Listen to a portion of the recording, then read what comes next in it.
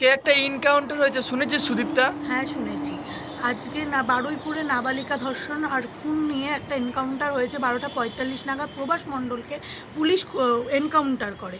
কারণ তারখানে পুলিশ পক্ষেও জানানো হয়েছে যে প্রভাস মণ্ডল নাকি তাদের ওপরেও উল্টো হামলা করেছিল, জন্যই তারা পুলিশ তাকে এনকাউন্টার করতে বাধ্য হয় এবং বারুইপুর মহকুমা হাসপাতালে নিয়ে গেলে তাকে মৃত বলে ঘোষণা করা হয়।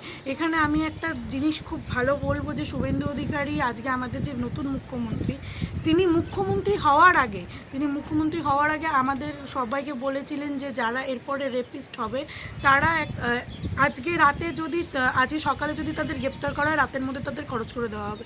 এটা সে মুখ্যমন্ত্রী হওয়ার আগে একটা প্রতিশ্রুতি দিয়েছিল নারীদেরকে। আজকে সেই নারীরাই আমরা নিজেকে সুরক্ষিত মনে করছি। সে তার মুখ্যমন্ত্রী হওয়ার পরে সে তার কথাটা রেখেছে, সত্যিই সে তার কথাটা রেখেছে।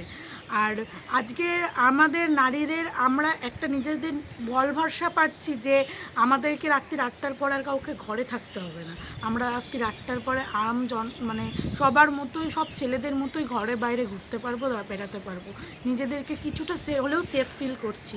এই সেফ ফিলটা যেন থাকে, এটাই আমি নতুন সরকারের কাছে আবেদন রাখবো।